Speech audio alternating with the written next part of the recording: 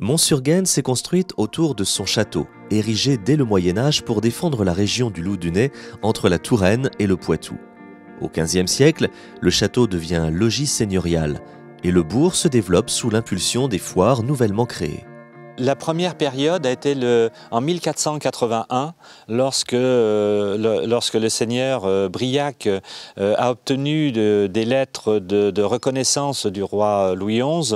Il a fait reconstruire cette partie, la partie sud du château. On peut voir donc la différence entre la partie défense à l'extérieur et la partie habitation à l'intérieur. Et on a des fenêtres qui sont du début de la Renaissance à l'intérieur. Ça, c'est la première partie.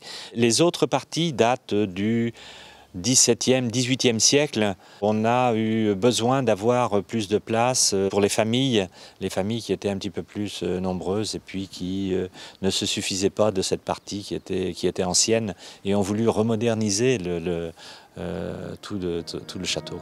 Au XIXe, le château est transformé en auberge et en ferme. Faute de moyens, le bâtiment manque d'entretien et menace de s'écrouler. Mais en 1979, la municipalité acquiert une première partie et entame des travaux de restauration. À noter également l'église Saint-Laurent et Saint-Hilaire, qui fut jusqu'au XIXe la chapelle du château. Elle devient église paroissiale en 1810. Il reste encore des éléments intéressants qui sont des plafonds peints qui sont au premier étage de l'aile ouest. Ce sont des peintures que nous avons redécouvertes pour la plupart puisqu'ils étaient cachés derrière des murs de cloison et qui sont très intéressantes, qui sont du XVIIe.